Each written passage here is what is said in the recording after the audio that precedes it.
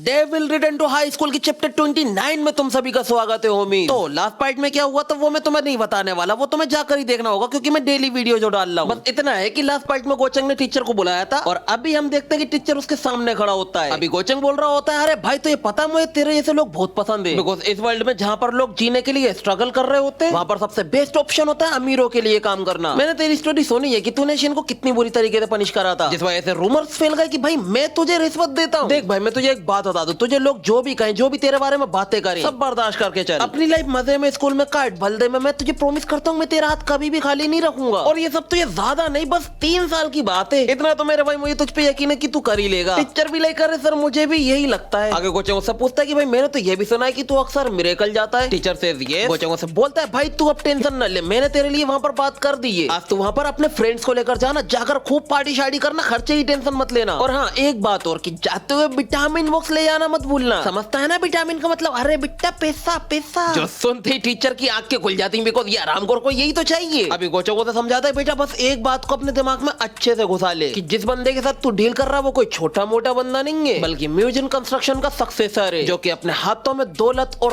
ताकत दोनों लेकर चलता है। और हाँ जो मैं बोलता हूँ वो मैं करता भी हूँ। समझ में आ गई ना मेरी बात तुझे? जो सुनने के टीचर के थोड़े से पसीने छूटते हैं, बिकॉज कि इनके साथ काम करना फायदेमंद भी है और अपने आप में एक नुकसान भी है, लेकिन इनके साथ काम ना करना उसमें बस नुकसान ही नुकसान होगा, इसलिए ये तो इनका साथ गारंटीड देने वाला है। खैर इसके बाद ये जाता है रूफटॉप पर सीधा युनसुंग से मिलने के लिए, जहाँ पर ये युनसुंग को थैंक्स बोलता है। युनसुंग से ये गोचेंग भी लेकर, अरे भाई अभी तो मैंने तुझसे कुछ पूछा भी नहीं, तूने सीधा यस बोल दिया। युनसुंग से अरे भाई सीधी सी बात है यार, तू यहाँ पर थैंक्स बोलने के लिए ही आया होगा ना? देन गोचेंग से बोलता है हाँ भाई तू सही बोल रहा है, मानना तो पड़ेगा तुझे। आगे गोचेंग से बताता है कि वो पहले उस पर इतना भरोसा नहीं करता था, बिकॉज उसका मानना था कि चेंगसेक को नीचे गिराना ये तो कोई भी कर सकता था उनके प्राइवेट मामलों में दखल अंदाजी करके, यानी छानबीन करके। बट इस बार जो युनसुंग ने किया वो कोई छोटा मोटा काम नहीं था, बिकॉज इस बार गोचेंग सिर्फ उसके वजह से सीधा एग्जीक्यूटिव डायरेक्टर जो बन गया, एंड आगे चलकर उसी के वजह से ही चेयरमैन भी बनेगा, जिस वजह से गोचेंग काफी खुश हो रहा होता है कि भाई मुझे तो कोई आइडिया नहीं है कि तू मेरे लिए किस तरीके का फ्यूचर ड्रॉ कर रहा है। लेकिन गोचेंग उसे ये भी बोलता है कि भाई तू मुझे चेयरमैन बनाने का ट्राई कर तो रही है, लेकिन इसका मतलब ये भी है कि तू मुझे चेयरमैन बनाना चाहता तो तुझे भी जरूर इतनी पावर की नीड है। यानी कि गोचेंग भी इस बात से अवेयर है कि भाई युनसुंग जो काम कर रहा है उसमें उसका भी मतलब निकल रहा है। बट ये जो है उनके बीच में शुरू में ही तय हो गया था कि युनसुंग ने स्टार्टिंग में इससे बोल दिया था कि भाई मैं तेरी हेल्प तो करूंगा बट बदले में मुझे भी कुछ चाहिए, इसलिए गोचेंग इस टाइम पर रेडी है हर चीज के लिए। युनसुंग से बोलता कि भाई तू अपनी पोजीशन पे रहे, मैं अपनी पोजीशन पे रहूंगा, यानी कि काम चलता रहना चाहिए। युनसुंग भी लेकर अरे भाई क्यों नहीं यार, जो सुनने के बाद गोचेंग को काफी अच्छा लगता है कि यार कितना अच्छा बच्चा है यार तू। देन वो उससे पूछता है कि भाई तुझे जो कुछ भी चाहिए बस मुझे बता दियो, वो जो कुछ भी होगा मैं तुझे ला कर दूंगा, भले उसके लिए मुझे कुछ भी क्यों ना करना पड़े। जो सुनने के बाद युनसुंग भी लाइक मतलब कुछ भी, मतलब मैं जो मांगूंगा वो तू देगा, ठीक है तो फिर मुझे बताओ कि तुम मेरे ऊपर कितना पैसा उड़ा सकते हो। भाई प्लीज ये बात मत बोल, उससे मत बोल भाई ये बात। जो बंदा इसके लिए स्कूल में स्विमिंग पूल और जिम बनाने को रेडी होगा जिसमें लाखों का खर्चा आता है, इवन इसके चक्कर में इसने सामने वाले को 500 मिलियन कंपनसेशन दे दिए, वो बंदा इस पे कितने नहीं उड़ा सकता, ये बोलने वाली बात है भाई। खैर तो युनसुंग ये क्यों बोल रहा है और ये पैसे वो कहाँ खर्चा करवाने वाला है वो तुम्हें अभी पता चलेगा। अभी हम आते हैं स्कूल खत्म होने वाले टाइम पर, जहाँ पर टीचर सबको बता रहा होता है कि हमारा स्कूल अब से स्कॉलरशिप वाला सिस्टम भी शुरू कर रहा है और इसका स्पॉन्सर और कोई नहीं बल्कि म्यूजियम कंस्ट्रक्शन है, एंड स्कॉलरशिप होगी 10 मिलियन वॉन, और ये हर किसी को नहीं मिलने वाली, ये सिर्फ उसी स्टूडेंट को मिलेगी जो स्कूल डेली आता है दिल से, ताकि फिर हम उनका फ्यूचर ब्राइट कर पाए। जो सुनने का सभी स्टूडेंट्स की आंखें भर जाती हैं भाई 10 मिलियन वॉन, वो भी स्कॉलरशिप में। देखो 10 मिलियन यानी कि इंडियन करेंसी में 6 लाख के करीब होते हैं, और मैं तो बता दूं कि टीचर जो बोल रहा है वैसा नहीं होने वाला, ये स्कॉलरशिप उन स्टूडेंट्स के लिए नहीं है जो स्कूल डेली आते हैं, पढ़ाकू है वगैरह वगैरह, उनके लिए तो बिल्कुल नहीं है। ये स्कॉलरशिप किसके लिए है वो तुम समझ जाओ। अभी टीचर बताता है कि स्कॉलरशिप में कितने भी लोगों को सिलेक्ट करा जा सकता है, इसकी कोई लिमिट नहीं है, एंड उसमें से जो पहला स्टूडेंट निकल कर आया है वो और कोई नहीं बल्कि युनसुंग है, एंड इस बारे में सबको पता था कि भाई युनसुंग तो हो गई होगा, इसलिए उनको ज्यादा टेंशन नहीं होती। बट जो अगला स्टूडेंट होता है उसके वजह से वो लोग शॉक्ड हो जाते हैं, बिकॉज वो और कोई नहीं बल्कि अपना शिवू है, और बस इन दो को सिलेक्ट करके किस्सा खत्म, बाकी के बाद में देखे जाएंगे, एंड ये बात किसी को भी हजम नहीं हो रही होती है। इसलिए स्कूल खत्म होने के बाद एक बंदा अपने दोस्तों में बस यही बोल रहा होता है कि भाई युनसुंग का तो मान सकते हैं यार, वो तो क्लास में टॉपर रह चुका, ऊपर से क्लास प्रेसिडेंट अलग है, बट साला शिवू वो तो ताइक्वांडो के अलावा और कहीं अच्छा है ही नहीं, उसे क्यों सिलेक्ट किया गया? जिस बात से बाकी के दो बंदे भी अग्री करने लगते कि भाई अगर वो युनसुंग का फ्रेंड होने की वजह से सिलेक्ट हुआ है तो ये सब तो वो सीक्रेटली कर सकते थे ना, सबके सामने करने की जरूरत थी। तभी वो बीच वाला बंदा बोलता है अरे यार साले ये युनसुंग का है क्या साला म्यूजियम कंस्ट्रक्शन ने उसको गोद मोद तो नहीं ले लिया? जिस बात पे भाग के दोनों भी हंसने लगते कि हाँ भाई ऐसे ही होगा, बट तभी बीच वाले बंदे की एकदम से पड़ जाती है, वो जल्दी से अपना मुंह मोड़ लेता है, बिकॉज वो युनसुंग के बारे में आइंस्टाइन बातें कर रहा है एंड उसके सामने युनसुंग ही खड़ा है।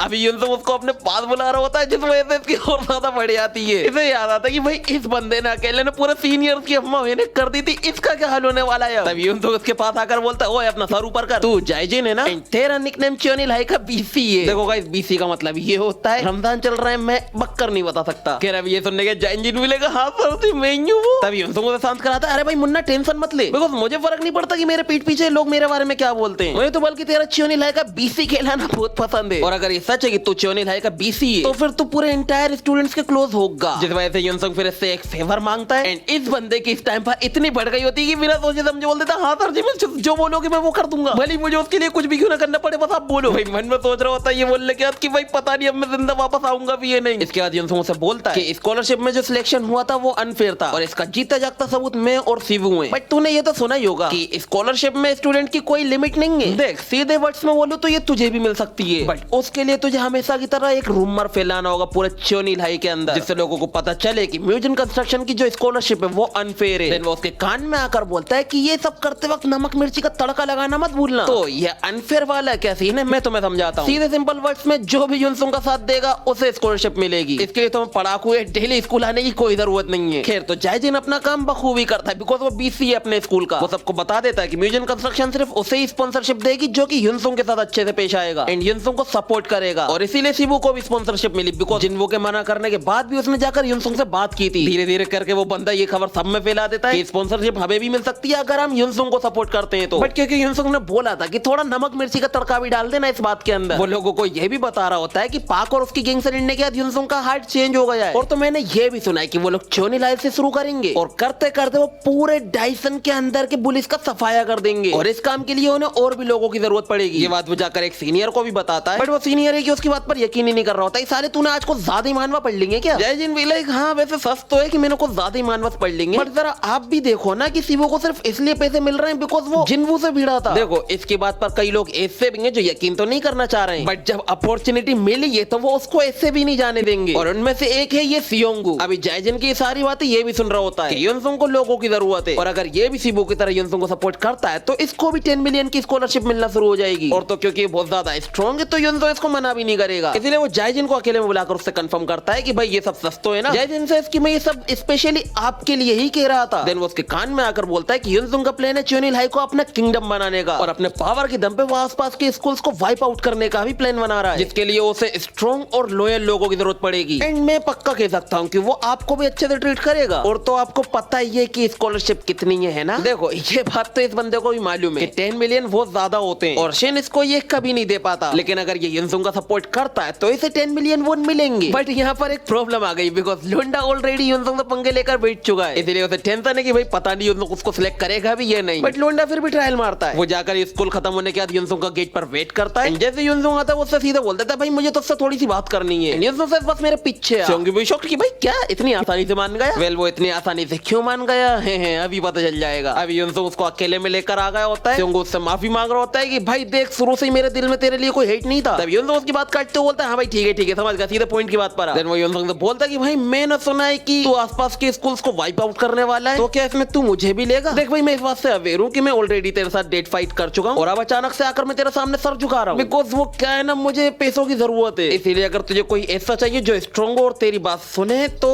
मैं कॉन्फिडेंट हूँ इस बात पे कि मैं तुझे कभी भी डिसअपॉइंट नहीं करूंगा। तभी युनसुंग से पूछता है कि भाई मैंने कुछ बच्चों से सुना था कि शिन के प्लान में जिसने हवा दी थी वो तू था, क्या ये सच है? देखो भाई लोंडा इस टाइम पर पूरा लॉयल बन चुका है इसीलिए वो सच बोल देता है कि हाँ भाई वो मैं था जिसने वो प्लान बनाया था। युनसुंग से अरे क्या बात है भाई तब तो तू मेरे साथ आ सकता है भाई मेरा एक टेस्ट पास करने के बाद और इसका हाथ देखकर तुम समझ जाओ कि टेस्ट क्या होने वाला है। फिर इसके बाद कुछ देर बाद पर सीन शिफ्ट होता है। हम देखते हैं कि सियोंगू ने जिन्वू और बाकी सीनियर्स को एक जगह पर बुला लिया होता है और अभी क्योंकि सियोंगू नहीं आया होता है इसलिए वो जो थर्ड ईयर के सीनियर्स हैं वो जिन्वू और उसके साथ वालों को थोड़ा मोक करना शुरू कर देते हैं। तभी वहाँ पर सियोंगू की एंट्री हो जाती है जो कि अपने साथ किसी और को भी लेकर आया है बट उसको दिखाया नहीं जाता है और वो यहाँ पर कुछ ऐसी हालत में आया है। वो थर्ड ईयर के स्टूडेंट्स पूछ रहे होता है तेरा फेस को क्या हो गया बे? तभी सियोंगू इनकी बात काटते हुए बोलता है मैं तुम थर्ड ईयर के स्टूडेंट से बस एक बार बोलूंगा और वो ये है कि मैंने आज से डिसाइड किया है कि मैं युनसुंग को फॉलो करूंगा, तो बताओ कौन मेरे साथ है और कौन मेरे खिलाफ है। सुनने के बाद वो थर्ड ईयर के स्टूडेंट भड़क जाते हैं साले तुझे मरना है क्या? तभी सियोंगू से वो लोग अपना हाथ खड़ा करो